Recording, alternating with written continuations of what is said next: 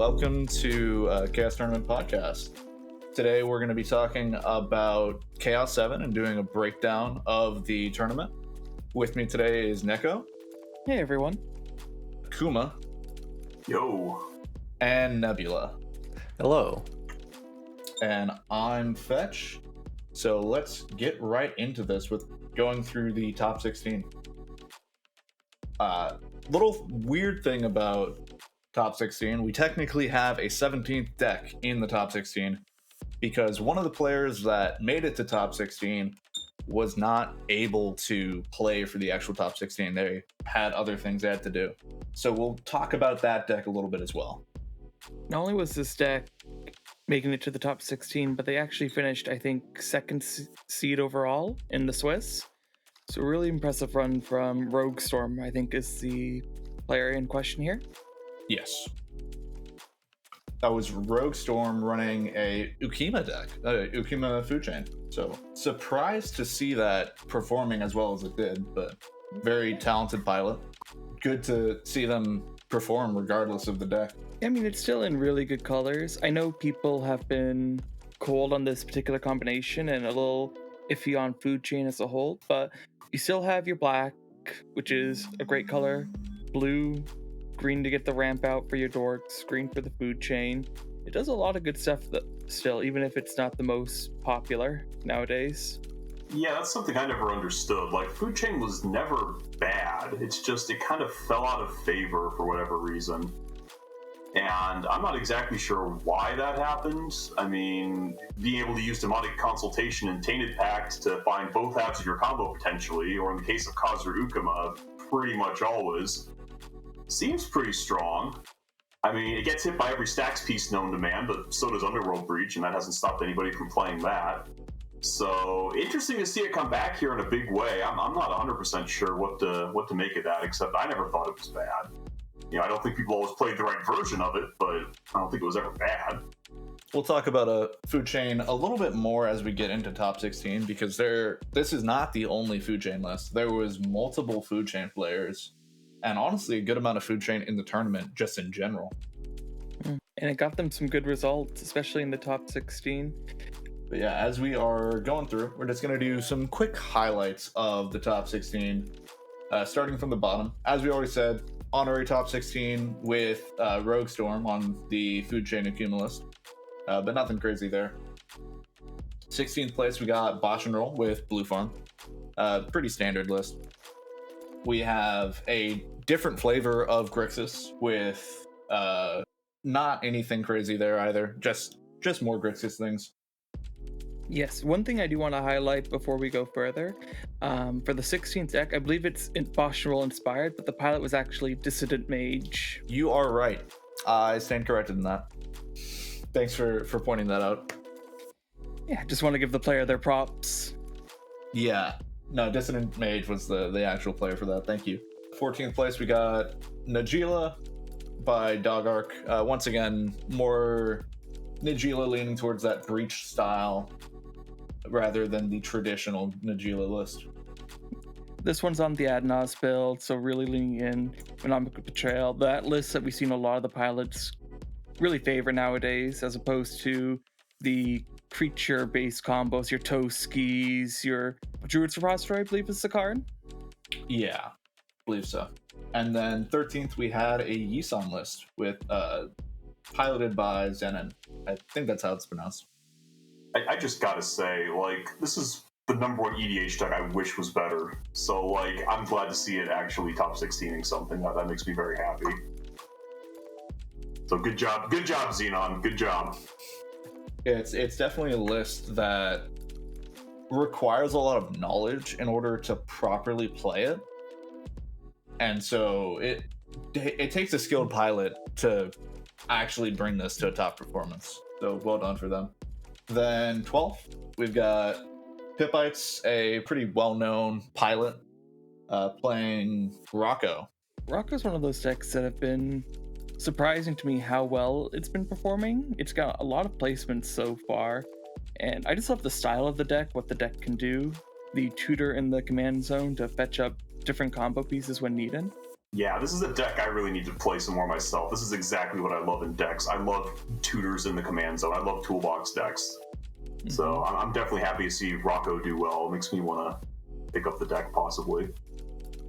Rocco is a list where it runs into some troubles because you can either toolbox or win with it, and it's hard to do both. But it gives you a lot of versatility, it gives you a lot of explosiveness, and it is another one of these food chain decks. Food chain's a big part of this deck, but it also has some of those other combos that you love to see, those 2-card creature combos. You have your Docksides, Teamer Sabertooths, you have your Kiki-Jiki, I believe. Yep, this list is on Kiki-Jiki. So really packing in the combo potential. If you draw one piece, you can always tutor for the second piece. And something else worth mentioning too on that is there is not a single creature stacks piece you play in the deck that stops you, because you play a food chain. Oh no, there's Archon of Emeria, I gotta stop here. No, you exile that for 4 mana and then win the game. Which is another nice reason to have food chain as a win condition in a stacks deck. That's honestly not something I'd even thought about. That's a really nice interaction there. It is. It's one of those things that you don't think will come up, but it does, and it is relevant. Though I'm looking at this list, I'm not seeing those creature stacks pieces. I know some Rocco lists aren't really on the stacks. They just prefer those fast creatures. Ramp out as much as you can with the dorks, and then cast Rocco for however much you need, and go from there. I mean, far be it from me to tell people how to play their deck, but I feel like if your goal is to food chain as fast as possible, you probably want black in your list. Like, food chain without black was kind of a meme for a long time. I think Rocco's finally the deck that might make it work, but to me, you know, if you're trying to be fast, there's got to be a better way to be fast for food chain than Rocco. If you want to, you know, play a stacksy mid-rangey stall game and then end it with food chain, it seems to me like Rocco could shine there, but I don't know. I'm very skeptical of Naya players who think they're going to race the format. Well, and I mean, they're still running some of the stacks list. They still got Collector Roof, they still got Thalia, and they have Soulless Jailer as a way that you can tutor a stop of Breach.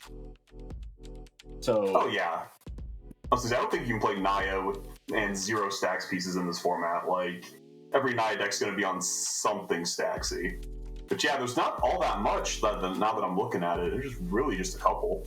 I mean, I guess you've guaranteed access to one with your commander, but yeah, that's still not a lot. To go off from your point from earlier, Kuma, I think why this deck can run food chain is that it subscribes to the plan that I think a lot of players are really considering, which is multiple win lines. Instead of focusing in on just one combo, putting in a couple different options to really give yourself the versatility for when you needed it. Well, and something so great about food chain in Rocco specifically is you don't need to put any other filler in there. You just slam a food chain in, and it gives you a win pretty much every time. Mm-hmm. Yeah, exactly. You don't have to load up on the combo creatures because you have Rocco. You just go get them. You go get Squee. You don't really need the others all that badly, do you? Nope. Yeah, and this deck can be fast. We've seen it be really fast. Rocco's coming down turn 2. Sometimes, usually definitely by at least turn 3 for a good amount. Well, it varies from not just as far as like variability that is natural in a singleton format, but also you have a lot of options as far as how you want to play your matchup. In some matchups, you just go for the stacks piece immediately and get that out with a turn 2 Collector Roof. In some matchups, you just save the Rocco so that you can have a combo consistently. Yeah, I do love that flexibility, for sure. Mm-hmm. As we move on from the Rocco, we will be getting to more food chain lists later on, but for now, we're going to Pingmeister Pong with Kinnan. It's definitely a deck that's seen an uptick in popularity recently. A lot of strong players have been talking about it and hyping it up and saying what a wonderful deck it is. And I mean, I think it's a pretty solid deck, but I don't know if I quite buy the hype as much as some of them do. But, you know, we're definitely going to talk about Kinnan a good amount later. Yeah, Kinnan had a lot of turnout in the tournament, as well as this top 16 performance.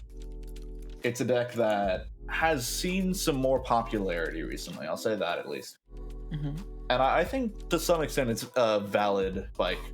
Yeah, I mean, Kinnan offers a lot of good stuff, especially in the current meta that's been developing in the tournaments, which is creature-based, more mid-range than we've seen before.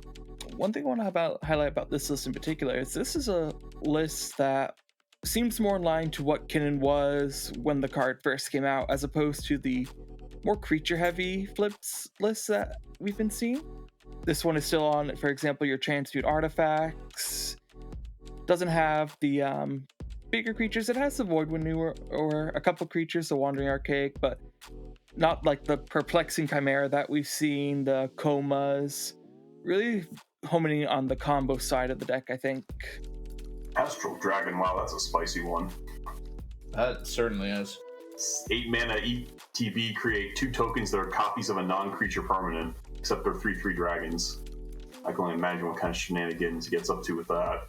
Yeah, I feel like Astral Dragon is one of those cards where in some board states it's worthless, and other board states you flip it and you win the game on the spot. Yes, I could definitely see that. Yeah. And it's probably going to err on at least being good. Yeah. 2 extra Consecrates seem really nice if you can get to that point. It's non-creature permanent, and then they become dragons. So it's more like 2 more of my mana rocks, and now I have enough mana to like almost reactivate again. Mm-hmm. Or, hey, who doesn't like, 2 more Rhystic Studies? That seems pretty good too. That's disgusting. Yeah, I have 3 Rhystic Studies or 2 Rhystic Studies, Now what? That's really gross. That's a neat little card. Speaking of other neat little cards, Malcolm Rograk. Malcolm saw a good amount of play in this tournament, but not a whole lot of Malcolm Rogs. In fact, this is the only player running a very focused polymorph list. Yeah, I think polymorph is a little bit underrated in CEDH. It's pretty easy to do when you have creatures in the command zone, and there's a lot of ones you can hit that if they don't immediately win you the game, they all but wrap it up. In this instance, the only creature in the deck is Glinthorn Buccaneer. I mean, you don't really need anything else, do you? That just wins you the game with your other commander on the spot. Yeah. Yeah, it's definitely good. It's streamlined. It's very streamlined to try to get you that Glinthorn. You do lose out on some other good pieces, but, the value pieces like the Docksides, the Ragavans, but it's not really what you're looking for in this deck, so it makes sense. Yeah. I mean, it gives you access to the fast mana that Rograk does, the fast interaction as well, and then just lets you win, just flip into the Glinthorn, and if people don't have a way to stop it, then you just win pretty consistently there. Especially being in blue-red, where you have basically all of the polymorphs. Yes, you do have all of the polymorphs. I mean, unless you want to call Natural Order a polymorph, but I don't. No. It's better. I mean, even run the Luca and, get an early Malcolm. You have the Rograk to go with it. You can get some value going early. Let's get that polymorph effect. It's a very cool list from Samurai Dancer. Mm-hmm.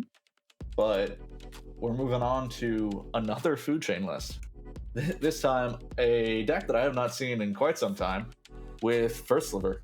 Yeah, so I'm looking at this one. It's a bit light on the creatures for a food chain deck. It basically looks like a Turbo Nos list that also has food chain, which is kind of an interesting way to put the deck together.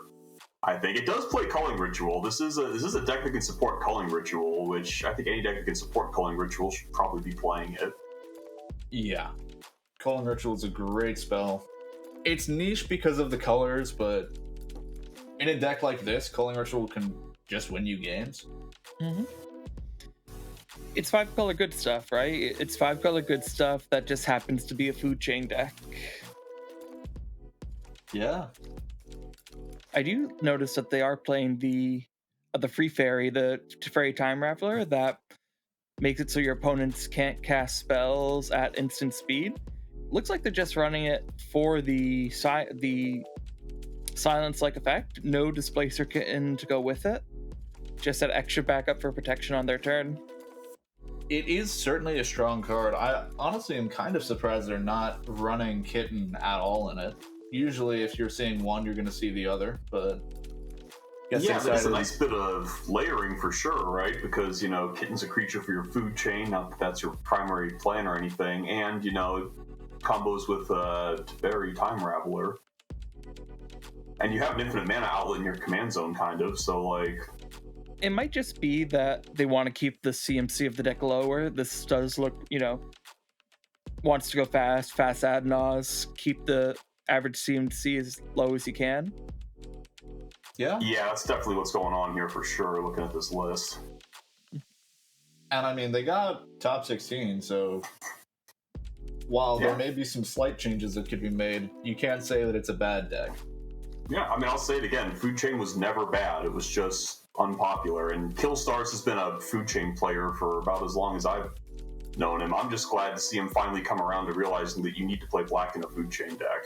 I'm just very happy we finally got there. Well, and seeing almost how Najeela has switched to 5-color good stuff, but with Najeela things.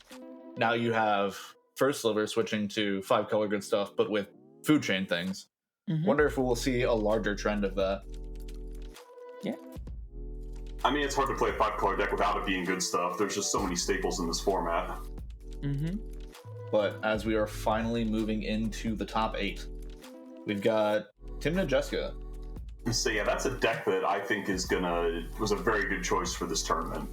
Because not only are you a farm deck that can go fast if you need to, you have creature removal, repeatable creature removal, in your command zone. So if people are playing these, creature decks, they're playing the Kinnons of the world. You cast your commander, and all the Kinnons are dead. And you still have the ability to Turbo Naz for a fast win. I mean, this is a deck I've long been a fan of, and I think it was an excellent choice for this tournament. And these fast decks can catch the more mid-range players sleeping. If you're not ready for it, if you're expecting more of a mid-range meta, a turbo deck that can just do what it wants too fast can take the game by storm. Yeah, it just ties back into flexibility, right? The more options you have, the better the deck, right? If you can do the turbo plan, that's a great option to have. You can play the long game, that's a great option to have. And I feel like Timna Jessica does that fairly well. It certainly does. Timna Jessica is one of those kind of, I don't want to say slept on, because a lot of people know it's good, but definitely underrated decks that can pretty consistently win. I do find it interesting that they're going for a World Gorger Dragon over like Abdel. I think that entirely comes down to Unmarked Grave. That's a weird choice. World Gorger is not the lowest mana cost card to pair with Ad Nauseam. You have other options. It's also, the kind of combo that if somebody interrupts you, your whole board is exiled and you're not coming back from that. Then again, where's the creature removal? Not in this format, so go nuts, World Gorger, I guess. Yeah, it's interesting.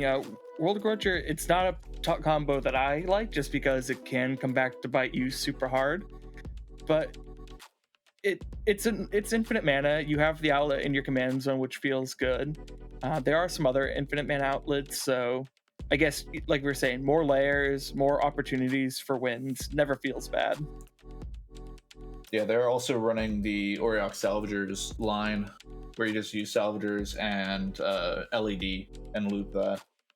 Oh boy, someone likes risky combos here. That's all I got to say about that. Cloudstone as well, which is more of that classic Dockside combo, which is probably overall the more safe one. Oh, yeah, for sure. I mean, I gotta wonder at a point, though, do you really need Adnaz plus Curio plus World Gorger plus Auriok Salvagers? That's a lot of win cons. I feel like you're running more than 2 in most decks, maybe 3. That's about where you want to be, and this is, 4? To be fair, it's a lot of cards that don't really take up many slots. You've got Auriok Salvagers, which you're going to be running LED anyways, so only 1 slot there. You've got World Gorger Dragon, which, I mean, maybe you make some adjustments, like they do have Unmarked Grave in here, which allows you to get it into the graveyard. But a lot of the other cards you're going to be running anyways. Well, you got to run a whole reanimation package. I don't think you're running that anyways. It's not as needed, but it's definitely not bad. Having like reanimating for Dockside especially in a Jessica list, is pretty valuable. Mm-hmm. And in this color combination specifically, Mardu, 3 colors, so you have a lot more flexibility, I think, in some of the slots. You don't have to fit in the 4-color, 5-color good stuff staples.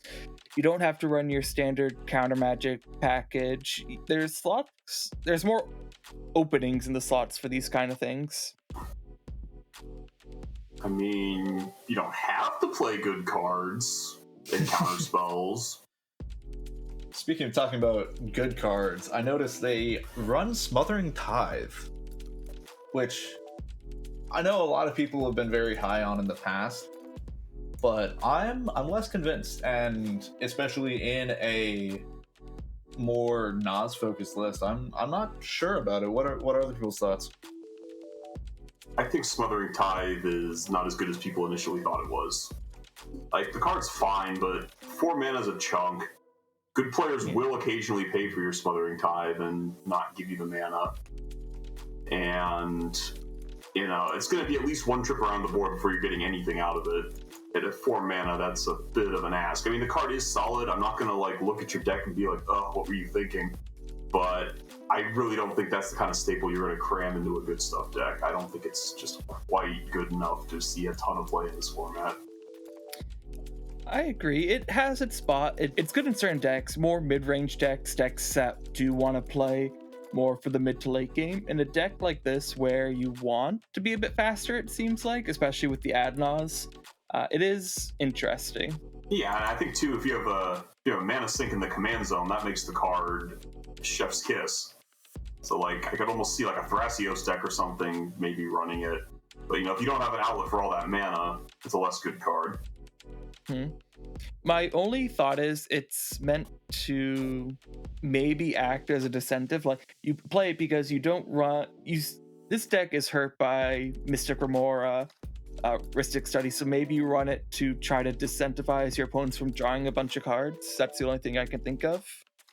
I found the best way to do that is just kill the Remora, but that would require removal again, so I don't know. I mean, Mardu not the best at removing enchantments. I guess you have some. It's perfectly fine if you want to. You got the red blasts. Yeah. I mean, I'm not saying run enchantment removal, but in general, the best way to deal with Remora is not to, get treasures off it, it's get rid of it. I agree, yeah. We'll continue on to our 7th place, played by Liquid Metal Colding, which Nebula is now with us. They're having some tech issues, so sorry about that. But if you want to say hi now. Hello. As we're moving on to Tasigur, which Tasigur is a deck. Somehow, somewhere, a big fan of K-pop is very happy right now. Honestly, I like the deck. I don't think it's actually good, but it does a lot of things I like to do with a Magic deck. And, they keep printing ridiculous 7-drop creatures, and it's hard to find a better deck to take advantage of there being ridiculous 7-drop creatures than Tasigur. True. Mm-hmm. It does get a run Toxrill, which is the second time I've seen it today. Toxrill, Hullbreaker Horror, now Atraxa, I guess. There are 7-drops galore coming out in these new sets, and you're just a neoform away with Tasigur. I bet Tasigur would love to run Atraxa. Yeah. Oh, I'll bet. Oh yeah, you can't. There's no white. There's no white. No white in Tasigur. So, Man, if Tasigur could run Atraxa, then Tasigur would be a better deck. I mean, it's hard to make a deck worse by adding colors to it. Exactly. But yeah, the Tasigur, these 7-drops like you highlighted, it's become more popular recently, and I do think Sultai is still really solid colors. You still have your Thorkel wins. You still have the ramp that green can provide you. You're hurting on red, but I think people are being a bit too cold on it overall. I think getting access to blue and black is so important in this format. Mm-hmm. And while you don't get red, which sucks, you do get green, which gives you access to the neoforms, as we're talking about, Eldritch Evolution, and I think one of the big ones, Culling Ritual. Culling Ritual, I think, is one of the best cards in the format, honestly speaking. I agree too. I think it's one of the best cards, period, in the format. Yes, including the old broken stuff. It just puts so many constraints on your deck that it's hard for a lot of people to run it. But yeah, Tasigur is definitely a list that can take full advantage of Culling Ritual, and for that, I'm a fan. I think out of all the decks, Tasigur is probably going to take advantage of it the best. Yeah. It can always use that mana with Tasigur. Mm-hmm. Yes. I mean, yeah, Tasigur is definitely up there. There's a few others that I would count, but it's a good one. Yeah. You get that value, you get the recursion. I think the recursion, especially in a blue deck where you are trying to be a bit more control-y, really good. A lot of politic potential there, which is nice. Oh yeah, if Tasigur gets to the mid game with Tasigur and a full graveyard, the game becomes impossible to play. Mm-hmm. Like if you're one of Tasigur's opponents, like you're just pretty screwed at that point. It is really hard to get out from under a Tasigur player with a lot of mana on a full graveyard. Like it just turns the game into something else. It really does.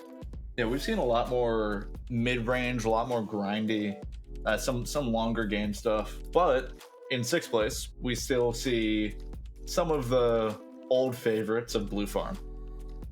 What's that? Yeah, no one ever knows that. I heard that deck doesn't do well in tournaments. Well, apparently GOVC disagrees, as they are bringing the Blue Farm, running some kitten lines with it, which is fun, but overall pretty standard. Actually, there's one card that I do want to highlight. Mercurial Spelldancer, a new card that I haven't really seen played in a list before, but I'm looking at it now. Basically, whenever Mercurial Spelldancer deals combat damage to a player, you may remove 2 oil counters from it. If you do, when you cast your next instant or sorcery spell this turn, copy that spell. You may choose new targets for the copy. And then whenever you get a non-creature spell, it gets an oil counter. Yeah, it also does have unblockable, which is relevant for Tymna. Yes, very relevant. Yeah, when it comes to Blue Farm, I am Bed Mercurial Spelldancer and Dead Displacer Kitten. Next question. I like Displacer Kitten in the list, honestly, but personal preference. Well, next question, next deck. We move on to Vasher with the second Malcolm in the top 16 with Malcolm Tana. Is there anything Vasher can't top a tournament with? We'll see if he can bring colorless to the top, but other than that... Ooh. You hear that, Vasher? Challenge issued. Some players have done it. Yeah. We'll see. If Vasher does it, then, I mean, all respect to him. But I mean, like, this definitely plays into some of the trends we've been talking about, right? This is another deck that, very much likes not having its creatures killed. This is one of those decks that's taking advantage of, hey, people are running more counter-target instant and sorcery to deal with the fast Nas. Meanwhile, they don't have counter spells for my Glinthorn Buccaneer. Yeah, and it's on the green package too, right? It's got the creature tutors to, the other deck focused on the polymorph. This one here, have your worldly tutors. It also runs Bring to Light, which is, I think, spicy. I don't think I've seen a Malcolm list on that before. I mean, it's 5 mana, put Glinthorn Buccaneer straight onto the battlefield, without any kind of like creature sacrifice or anything. It's going to eat all the miscasts in the world, but I'm kind of a fan. I think if you're going to run the other, green to board creature tutors, that one seems like a definite worth running. Sad thing about Bring to Light is it doesn't put a Dracula on the battlefield. It casts a spell. Ooh. Ah, yes. But I mean, let's be real. Who's running, Essence Scatter in this format? It's basically going straight to battlefield. Yeah, but it does let them counter or like let Bring to Light resolve and then see what you're getting. Right. And I mean, the other cool thing is it can also get instants and sorceries. I got it next turn, but I don't have enough mana. I'm going to go get Final Fortune with my Bring to Light. Mm-hmm. I need to get rid of something on the board so I can combo Bring to Light for an answer. Yep. Like, I like even pitches to Force of Will. I'm kind of a fan here. I think that's a really good choice. I agree. Bring to Light has been bringing up in popularity a little bit. I mean, it's classic in Cody, but I know some Najila players have started to run it. And honestly, looking at it in this list, I think I agree with Kuma. It seems pretty nice. Yeah, I like it. Also on the Kiki Jiki line here too. No curiosity lines that I can see. So really just the Kiki for backup. Yeah, they're Kiki over Curiosity, which, I mean, there's debate either way, but Yeah. Yeah, I think I like Curiosity more, but I mean, hey, who am I to tell Baxter how to play his deck? Guy's won more tournaments than I have. I mean, green gives you pods, so it's good to take advantage of that. I don't hate that choice. yeah. Oh yeah, I mean, just pot any 2-drop into Glenhorn makes you wish we had like some kind of red-green, no colorless mana partner commander. You know, how nuts would that be? That'd be kind of broken. Yeah, I don't think we need. I think if they never printed another 2-color partner, that would be fantastic. Yeah, Or be really good. if they never printed another partner, that'd be pretty fantastic. I'm one of those people. Anyway. Let's not make it more busted. But we'll be moving on to something that isn't a partner.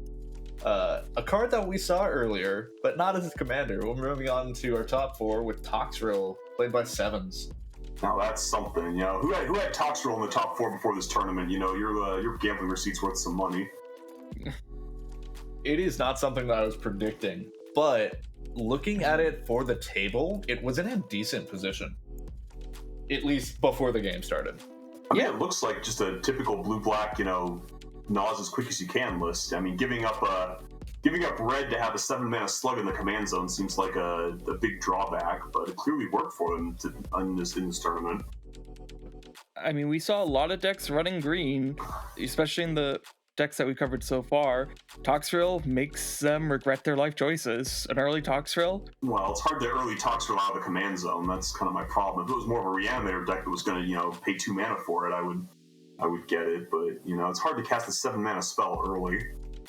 I think the thing that makes Toxrill actually usable is the fact that you can just go with your Adnaz lines and just go fast, but you can also have Toxrill as kind of a control piece, which is not something we see a lot of in CEDH. But it really, as you were saying, Neko, it really makes those green decks hurt and those creature decks hurt, especially when we've seen a shift towards creature decks. Yeah, most creature-based combos aren't going to win with Toxrill out. Because they can't leave their creatures on the board for -4 before they get to use them. Like, it just doesn't work that way. And 7's not as much mana as it used to be, especially when you have access to the black rituals. You can pump it out with artifacts, Shield Lotus, rituals, pretty early on. Sometimes you don't get there, sometimes the hands hurt, but if you mulligan for it and you get there, it's really good. And it's an option that you have, and you don't have to go for it every time. You can be more flexible with it. Yeah, I think it's interesting in the whole be very fast with Gnaws and still have an okay mid to late game plan. I think there might be better packages for that, but I think it definitely fills that role and definitely, took someone deep in this tournament. And Dimir can only ever be so bad. Yeah. I usually have that said about Esper because, Silence before Thoracle can only ever be so bad, but I mean, just Thoracle with counterspells can only ever be so bad too. Yeah. Got a point. You got the Scepter outlet too in the command zone, which is nice. I'm looking at this counterbalance in this deck list and being like, what? In the finals, not to get into too many spoilers, but counterbalance, I mean, people know who won, but still, counterbalance was one of the few things the deck actually did. It just gives you, in those games where you're having to play the control deck, it gives you another way of helping stop people from doing stuff. I mean, the card is just crazy incidental value. The amount of just random counters you get from just flipping cards off your deck. I mean, the decks in this format tend to have a pretty low curve. You can blind flip a lot of value off that card, even if you're not really playing with the top of your deck. Yeah, and you do get to play with the top of your deck too. You have top. Yeah, they're running top Bolas combos. Yeah, it's even better then. But I mean, it's fine without top deck manipulation in this format. Is it reliable? You know exactly what you're going to get when you cast it? No. But will it build you value the more the game goes on? Absolutely. Yeah. Which isn't really true of other counter spells. But I mean, you can occasionally counter Antraxa by flipping a Hullbreaker Horror. Achievement unlocked. But speaking of Atraxa, we move on to a top 4 finisher Atraxa being played by Black Coffee. We've seen Atraxa get multiple top 16 since its release, and it's a card that a lot of people were not expecting to be good. No, I think the Magic community as a whole slept on this one. It's good in every format it's legal in, yes, even Vintage. And more people are starting to pick it up. We had, I think, 3 decks for this tournament come out to play Atraxa. Yep. One of which didn't have any wins, unfortunately, but when you had one person that got a win and then another person that got top 4, that's still pretty decent. Mm-hmm. It's more 4-color good stuff. You sacrifice red, which red is a really good color in this format right now, but you still have access to black, blue, still can do a lot of like fun combos, still have the turbo potential, the Adnaz, Displacer Kitten lines. Yeah, I mean, honestly, I think I like it a little better than First Sliver for Food Chain, honestly. Like, you have such a much better card in the command zone than First Sliver. I mean, yeah, you lose the red, but you get a much better card in your quote opening hand every game, and I think this could be, in a lot of ways, the future of Food Chain. I have heard Atraxa described as a mini Peer into the Abyss, and that has some value to it. Like, yeah, you're not digging as deep, but typically you're playing it, you're gonna get 5-6 cards in hand from it, or maybe only 4. Even then, you're still getting 4 cards from it in a massive body. I mean, as someone who's played a lot of Narset and cast a lot of Aminato's Auguries, it's pretty hard to lose after that resolves, and that's basically what Atraxa is stapled to a creature. Yeah. And then you've got Atraxa specific combos where you can flicker it with Displacer Kitten, you have Food Chain, obviously. Yeah, you just draw your deck that way. Yeah. Food Chain continuing to show that it is still a actual viable combo. And I think, honestly, Atraxa showing up and doing as well as it has been kind of reminded people that Food Chain existed. Yeah, I think it was that proverbial tap on the shoulder that said, hey guys, this thing is not the new hotness. Sure, they haven't printed a card for it since, like, Squee, but, you know, it still works pretty well, especially with these forbidden tutors.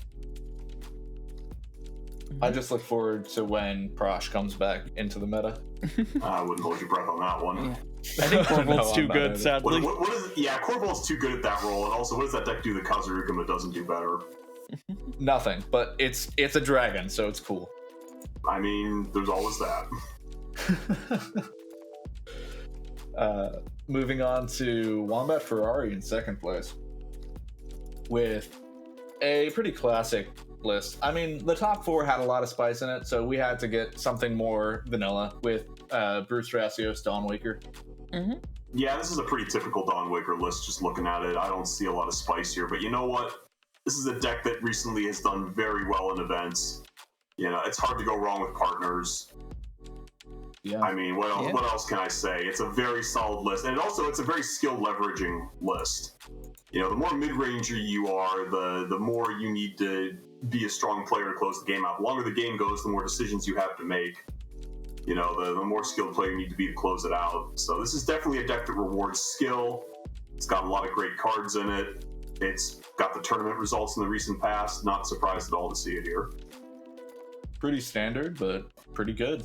Definitely one of the contenders for top 3, if definitely top 5 decks in the format right now. Yeah, and nothing wrong with playing tried and true when there's money on the line. I mean, I can't fault anybody for that.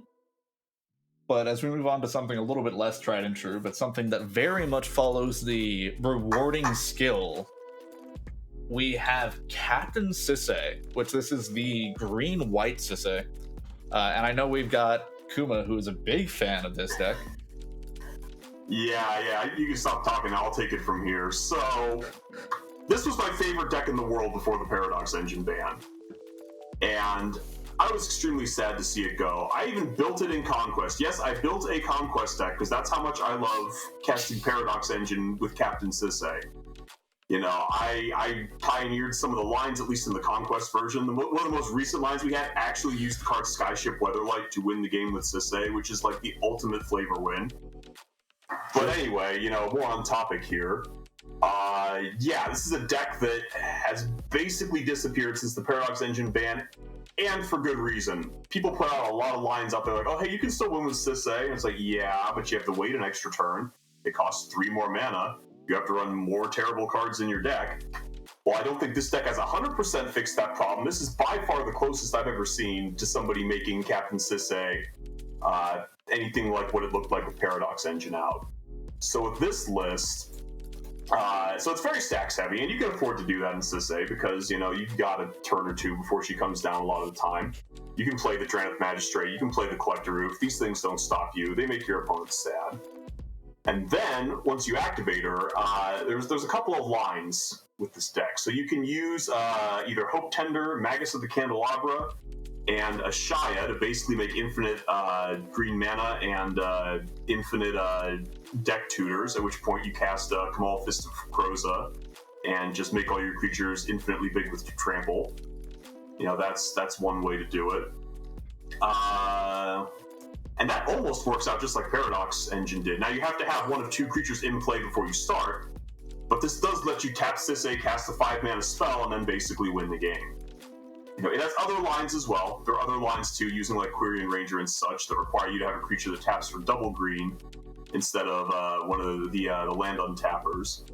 Can you tell I like this deck? You know, I don't want to read the whole primer to you guys here, but you know, this has me about ready to put Captain Sisay back together, and that makes me a very, very, very happy person.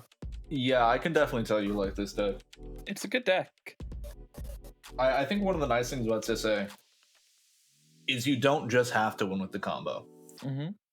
Captain Sisay, you can tap it, you can get in big Elish Norn, which we saw do a lot of work in the top 16. A ton of work. You can tap it to get a board wipe with Urza's Ruinous Blast, a card that doesn't really see play in anywhere else. It's a legendary sorcery where you exile all non-land permanents that aren't legendary. Yeah. Because the card is legendary, you can tutor for it with Captain Sisay. I mean, once Sisay's out, every turn you're going to tutor up a very problematic card for the board, whether it's, like you said, Urza's Ruinous Blast, Elish Norn, Mini Elish Norn. You know, like every turn you're just going to be gaining an insane amount of advantage. And people aren't going to kill her because people aren't killing creatures right now. So yeah, this is another very skill leveraging deck, right? There's a lot of lines you have to learn. There's a lot of options. Your commander's a repeatable tutor, so you have to make a lot of very important decisions. But this deck even runs Living Plane. You get to do Linvala Living Plane. Like, I'm in love. I'm done. I'm building it right now. Or even better, Elish Norn Living Plane. Yeah. But yeah, if you got 11 mana, even better. Kill them all. Kamal Fist of Kroza works with Elish Norn too to be another Living Plane. You get 1 green mana, destroy target land. Like, okay, probably win the game there. We saw that come up. We saw the lands get destroyed. It was, yeah. Yeah, nothing like tapping a Gaia's Cradle to cast Armageddon, am I right? Yeah. Speaking of Gaia's Cradle, Gaia's Cradle is tutorable by Sisay. Same with Nyxos Shrine to Nyx. So you can just, if you need mana, you can just tutor for big mana. Yeah, and you do a lot of the time. Like, when I've played Sisay, if you don't have all the mana immediately for the whatever line you're doing, your first get is almost always Gaia's Cradle, and then next turn you have the mana for the line. Mm-hmm. Like, your commander, you have Gaia's Cradle in the command zone, practically. Like, how good is that? It's really good, yeah. You also have the Seiju in the command zone. Oh, you're true. Both Seiju in the command zone, Aiganjo in the command zone. Mm-hmm. You have everything in the command zone. You have your whole deck in the command zone. Who doesn't want to play that? Yeah, it's really good. And I'm going to bring up a card that the pilot, which, for those of you who don't know, Choir Boy 2020 was the one who brought this and was able to win off of it. Card that they talked a lot about in the post-game interview with Touch the Spirit Realm. This card specifically allowed them to win for the final by protecting their own Ashaya. But they also brought up how not only is it protection, it also is a way for you to get stacks pieces off the board. You can do permanent removal with it if you need to. You can do temporary removal, which is uncounterable because it's a channel. It's a very flexible card that is pretty good and showed its value. Mm-hmm. Yeah, it's a neat little spell. You know, go to the couch, dig out some change from the cushions, and get a few. It's a neat little card. Yeah, toolbox commanders are really good. I think the versatility that we saw this deck be able to get with the tutors was really strong.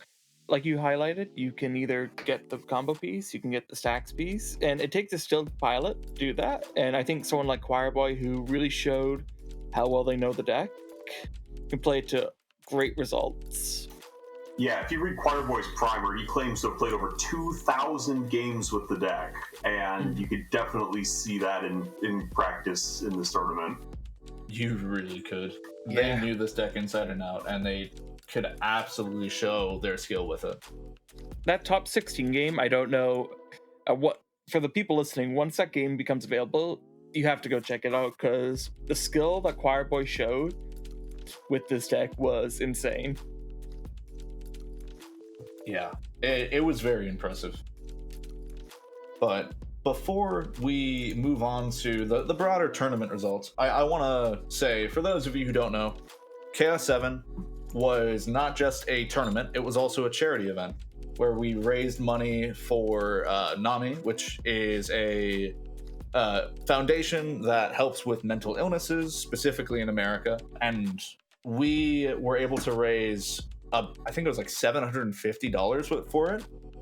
And also a huge shout out for Alan from Mental Misplays, who matched our donation and was able to get us up to that number, which absolutely insane. If you don't already, go check out Mental Misplays. They're great, and absolutely huge being able to donate that. So thank you so much to everyone who donated. Thank you so much to Alan. Amazing job. He's the Mr. Beast of CEDH, and we should all be very grateful for him. But after that wholesomeness, it's time to get into some broader deck turnout.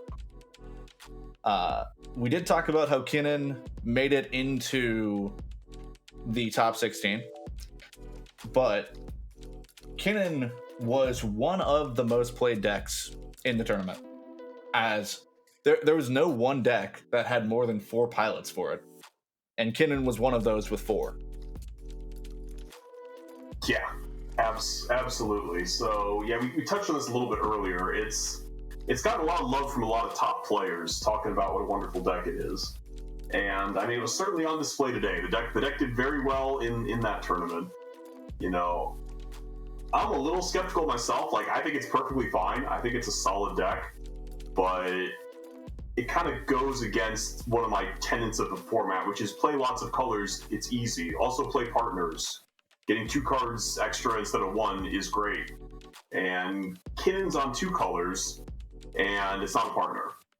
Now, there is good payoff here, but, you know, I just have a hard time putting this at the top of the format. Like, you know, above average, sure.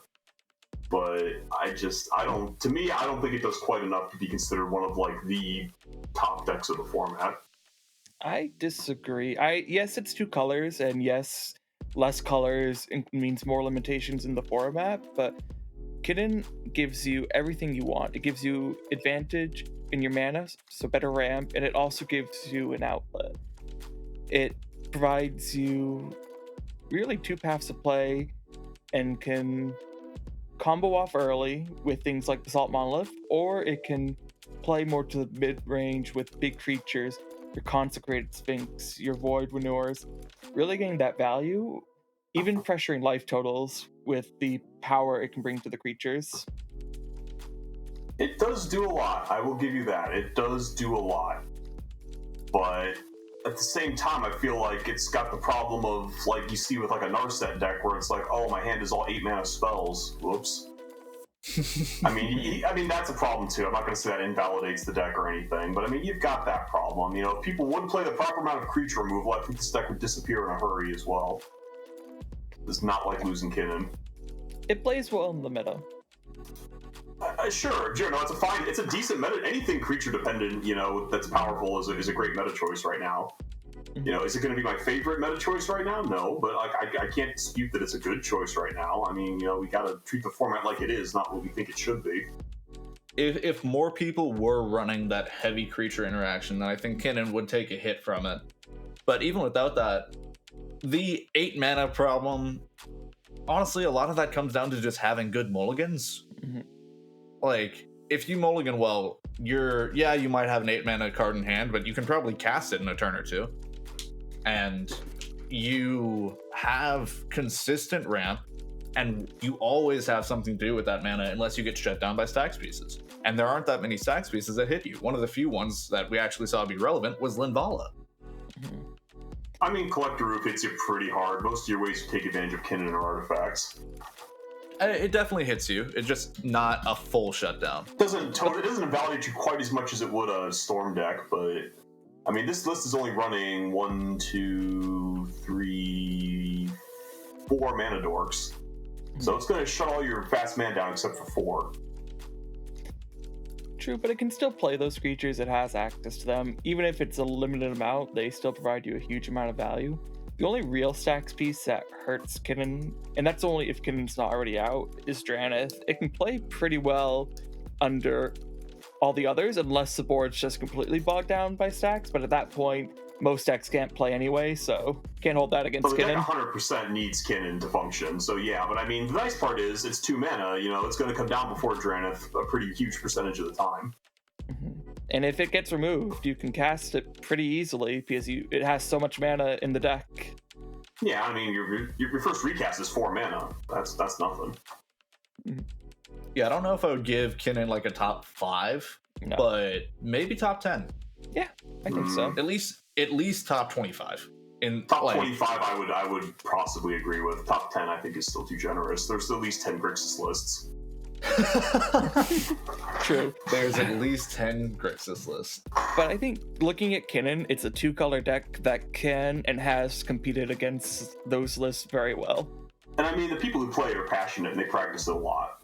Like, we all know the names of the Kinnan players because they do well with the deck.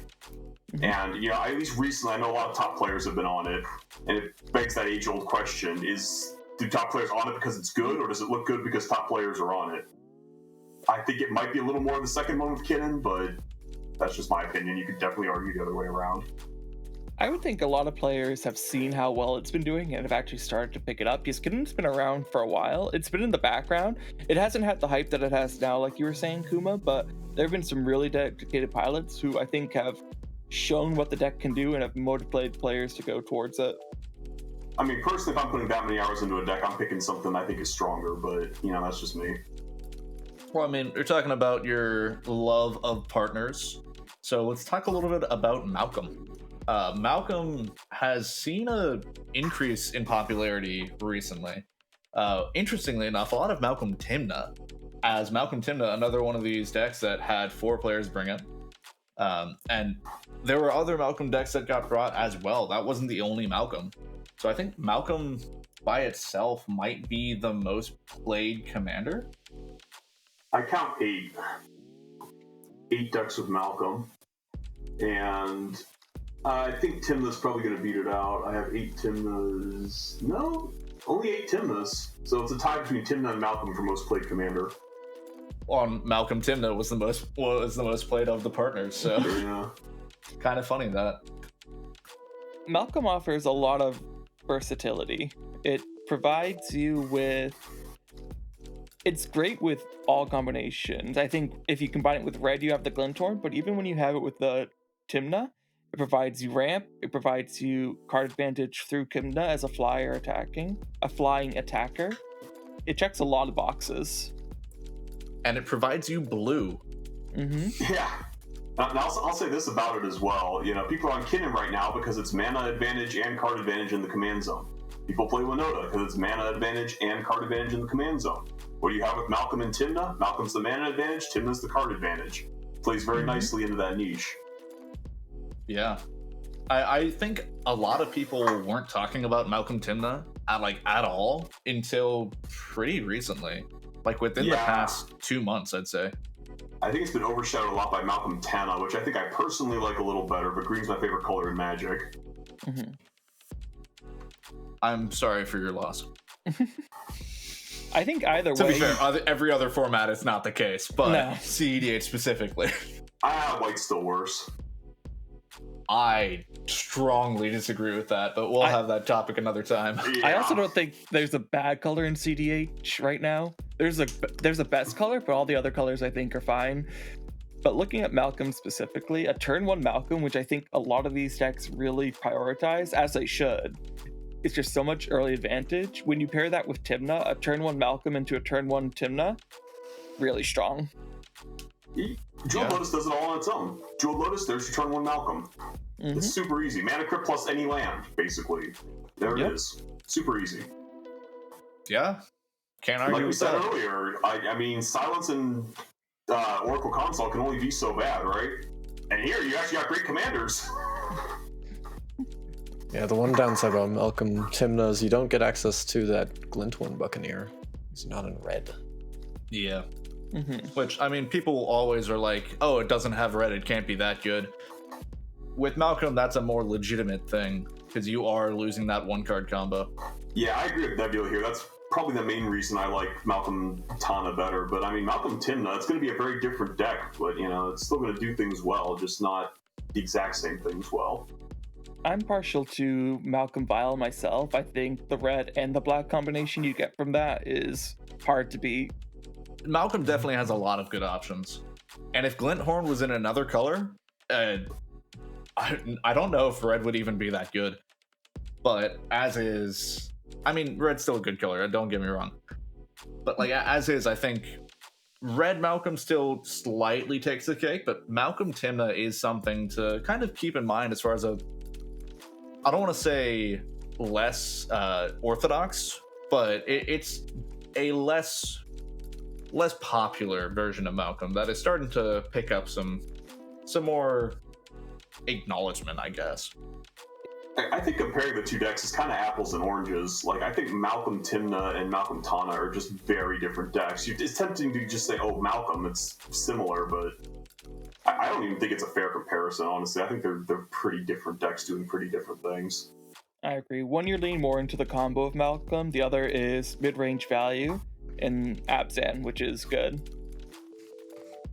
There's the argument Not which Abzan, better. but yes. Oh, not Abzan. Esper. Thank you. But it's like Tivit, and then you have Malcolm, Tymna. So which one you prefer? There's an argument for that. I think both do good things. I think the partner potential of Malcolm, Tymna really pushes it. We've been talking about decks performing well. Now I want to talk about a deck that did not. Talking about Winota here. Winota had 3 pilots that brought it, and between all of those pilots, only 1 point was earned. So that was a draw among all of the Winota pilots, which I don't want to insult the pilots. I'm sure they did great. And for those of you who don't know, one of the Mox Masters events ran at the same time as this tournament, so a lot of the more prevalent players might have been playing over there rather than over here, so there might have been some of the top Winota pilots over on that side of things. But still, even with all those caveats, Winota didn't get a single win. Well, first of all, I think it's generous to call people who play Winota pilots, but... Damn. Wow. Yeah, I hate this deck, can you tell? Like, it's not a bad deck, I just hate it. I just really hate it. So, like, I'm a little happy to see 1 point here. Nothing personal to anybody who played it, I just hate the deck. Whether you love it or hate it, I think it's in the same spot Najila was recently, where it's the boogeyman of the format. People look at Winota and they recognize, maybe overly so now, that they just have to stop the Winota player. Whatever they can do to stop it. What is it going to take to get people to play creature removal in this format? I mean, it might start happening soon. I've seen people start to bring more creature removal, and I think it may be more meta dependent right now, and hopefully it does trickle more into the tournament scene. But people have been running, I think, the swords-like effects more recently. Those have been making a comeback. Sure. That must be very recent, because I've seen a trend where a lot of 4-color good stuff decks are cutting swords to plowshares, and that to me is insanity. I agree. I do think swords has started to come back a little bit, and we've also seen some more board wipes that have started to come in.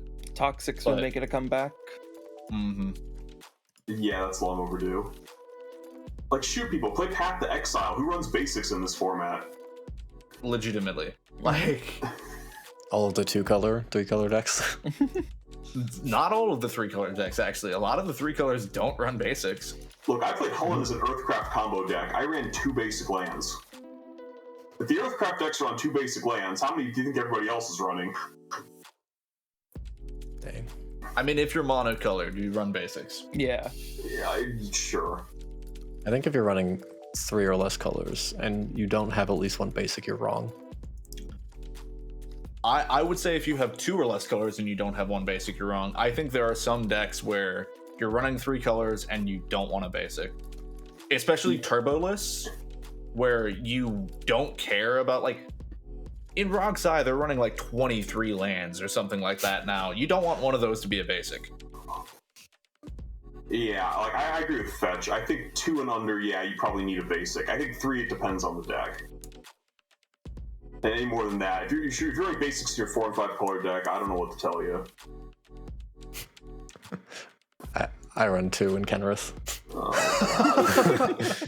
I don't know what to tell you. Well, moving on from Nebula's Ka0s opinions. There's a lot of Boseiju in the format.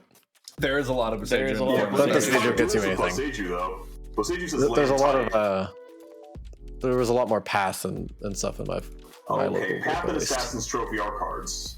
Yes. They Oh, are. I've seen the 4 and 5 color good stuff listed to cutting Assassin's Trophy as well.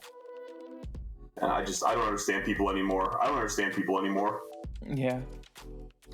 I think they're feeling more overgrown, or the other, what's the other one called? Abrupt Decay. Non-assassin. Abrupt Decay? Abrupt Decay. A lot People of aren't cutting Abrupt that Decay one that I've love. seen, so at least there's that. Yeah. But I've seen people cutting Trophy from 4 and 5 color good stuff decks, and I'm just kind of, I don't understand it. I think for some decks there might be some merit for that, but for a lot of Yeah, I'm not things, saying it's- every deck has to be on it, but like I think in general it belongs in decks that can run it. Are there any last things that we want to talk about before we move on to our final segment here? Any decks that people want to point out? I mean, Blue Farm did have a decent performance, but nothing crazy. Najeela, a lot of Najeela's coming back. We've been seeing that trend, I think, recently for Najeela decks. One of which made the top 16, I believe. So, But kind of mixed results on it. yeah. So, because 2 of the players didn't get any wins for it, which, I mean, you're playing in a game where only 1 person can win out of 4. So, majority of players aren't going to get many wins, if any. But still, Najeela's in a weird place in tournaments like this because it's a creature-based deck that really doesn't want to play against other creature-based decks. If all your opponents have 2/2s, your life gets very sad. And that's the problem. When Najeela's good is when people aren't running the proper creature removal, which incentivizes everybody else to play the creatures, which then block your Najeela. Now, the deck's just got enough raw power to overcome that. But it's kind of, I'm not surprised it didn't do amazing in this tournament for that reason. I think people were incentivized to bring a lot of creature decks here, and I think Najeela struggles the more creatures there are across the table from it. yeah, we didn't really see a lot of turbo decks. We saw a lot of creature-based stuff, a lot of creature combos, a lot of creature value. And as we are talking about creatures, we're going to be moving on to our final segment with Bedwed Dead Magic Edition. Today's version of it, today's, I'll say subjects, are going to be board wipes. Our 3 options are Cyclonic Rift, Toxic Deluge, and a card that we talked a little bit about earlier, that I'm somehow forgetting of the name. Abrupt Decay. Culling Ritual. Culling Ritual, that's it. yes. So, 3 kind of very different board wipes, but 3 board wipes that are very significant for the format. We talked about maybe having Fire Covenant in this option, but we decided on Toxic Deluge, Cyclonic Rift, and Culling Ritual. So I'm going to say, unless anyone wants to jump in here, Nebula, would you like to go first? Sure, why not? So, out of those, I mostly only run Psych Rift. So, I don't know. It's just always... It always seems to be good. you got your 2 mana bounce a thing that it can be useful. And then like if you need to get rid of all the stacks pieces or stop like a combo that requires multiple pieces to be bounced, then you got the 7 mana option. It can be hard to cast 7 mana sometimes, but it's so good when you do. Toxic Deluge, it hits only creatures, unlike the other two. But it does have the low cost of only 3 mana. You do have to pay a bit of life, but you get to choose what you're doing, what you're killing with it. Like, you don't necessarily have to kill your own things. And then Culling Ritual, I think you have to build around this the most, but it gives you mana. It does give you mana. It gives you mana. So much mana. I think Dockside ramps you. Oh yeah. For real though. Yeah, so Psych Rift, you know, it's been there for me through thick and thin for years. I'm gonna have to wed this. It's always there for you. I think I'm gonna have to dead Toxic Deluge. Ooh. I like playing creatures a lot, and it is too symmetrical. And then, you know, Culling Ritual is spicy. It goes fast. It goes hard. You know, gotta bet that. Yeah, that's fair. Honestly, solid reasoning. I mean, honestly, I find it interesting that the fact that it is a symmetrical effect for Toxic Deluge, when you can also have it be kind of a asymmetrical symmetrical effect, where it doesn't kill a lot of your stuff. I mean, it depends on the list you're running, depends on the deck that you're in, but because, as you pointed out, you get to choose what the X is set to. And so if you just want to remove small things and keep your big thing around, you can do that. It is true. I've been thinking about putting it in some decks, but I'm running Fire Covenant over it currently. Ah. I mean, that's fair. It is more one-sided. I'm gonna hop in here, as I will say, for this segment in particular, I'm gonna very much show my biases as a player. I love Culling Ritual. I love Culling Ritual so much, partially because Korvold is my favorite deck, and I have never seen more gas in Korvold than being able to remove basically all of the stacks pieces and get you all of the mana in the world, and then just like, then you can do your crazy dockside things. It is nutty, it is disgusting, and if you ever have 4 mana available, then you're going to have 20 mana available after it. So for that reason, for my heavy biases, I've got to wed Culling Ritual. But that puts me in a tough choice with these last two. As I've got to choose which I kill between Psych Rift and Toxic Deluge. Which, I mean, for most people, I'm pretty sure they would say that these are the two more reliable of the cards over Culling Ritual. But, I don't know. Yeah, you've got, with Psych Rift, the 2 mana bounce is an option, which can come into play and can be very useful. But 7 mana is just hard to get to. And Toxic Deluge being 3 mana and getting to just clear out all the creatures is really valuable in my opinion. And you do get to choose what it's set to. You have the slight downside of, if you're playing a Oz deck, which you should be because you're in black, you lose life for that, but you get rid of most of the creature stacks pieces. You get rid of people's big combos, big threats, big value engines. And I think that on 3 mana is just valuable enough where I'm going to say Toxic Deluge is my bet, and I'm going to be killing Psych Rift. Interesting take. I did say I was biased. I do think I'll jump in here. So looking at Cyclonic Rift first, I think that the versatility of the 2 modes that you can cast it with, as either single target or overload, plus the ability to cast it at instant speed, make it the most versatile of the 3 options. And with it being blue, I think it's almost an auto include in every blue deck. It's one of those cards where you have to make an argument not to put it into your deck, I feel like. So I think with that in mind, plus it's a vortex, so you know it has the best sucking power, I am going to have to say Wed Cyclonic Rift. Good point. Over to Toxic Deluge. It's not as versatile. It has its uses. I think as long as you're not a turbo deck, in black, you should really consider putting it in there, especially right now. But it does have its downsides. You do have to use your life for it, which in black is not something you want to always do. It is something that hits your creatures, but sometimes if you want a board wipe, you're willing to make that sacrifice. Sometimes you just got to do it for the greater good.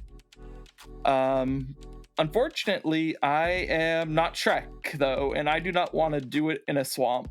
So I am going to have to, out of bed or dead, I am going to have to dead Toxic Deluge. So looking at Culling Ritual, the art's nice, I guess, right? There's a person on that one. So out of the three, I guess I'll bed that one. But no, Culling Ritual, it's good.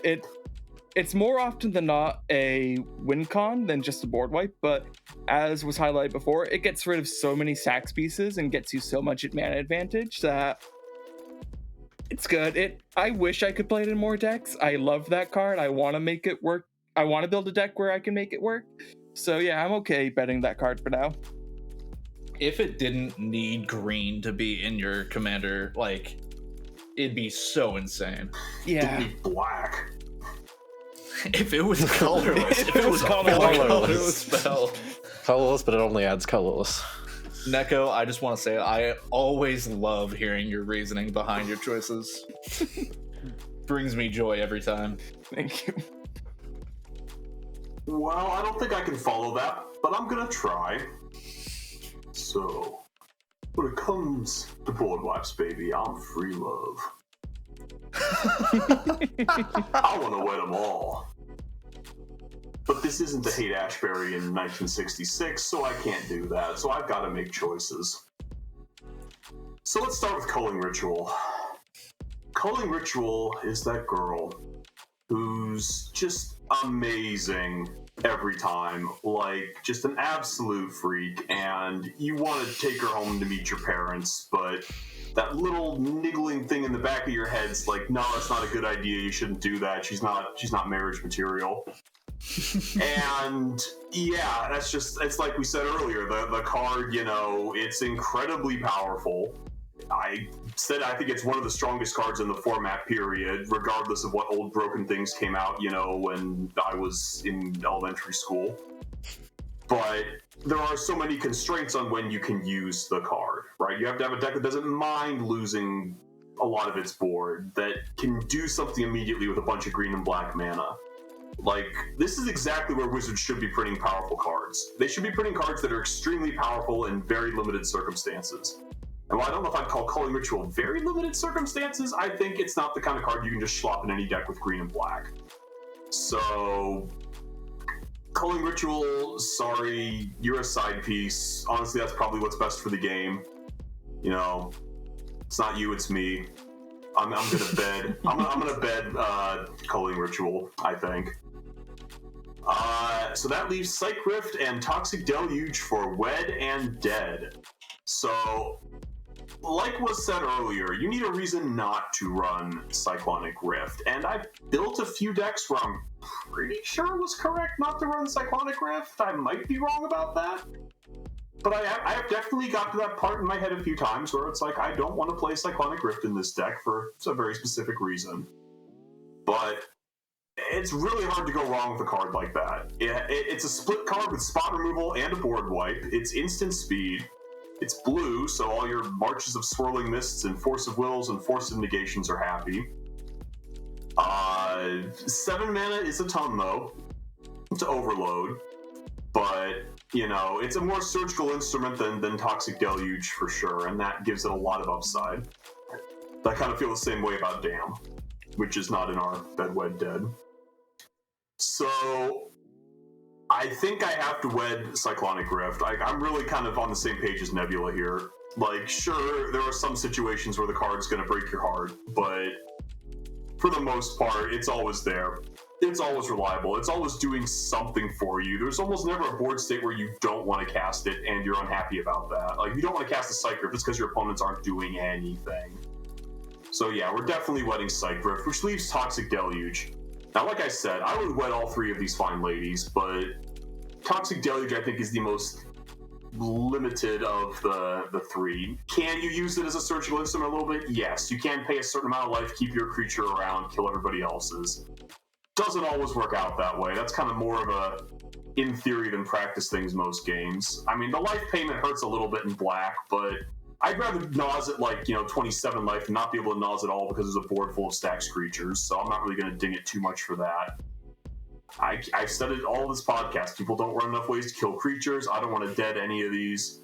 But, the fact it doesn't have a reliable split mode, the fact it's a sorcery, the fact it costs 1 more mana at a minimum than Psych Rift. I mean, it does kill them dead, but let's be real. If you're overloading a Psych Rift, it's probably because you're winning on your next turn. So, as much as I hate to do it, I think I have to dead Toxic Deluge. Rough time for Toxic Deluge. It really is. I don't want to dead any of these. Like, these are all cards that should be in most decks that can support them.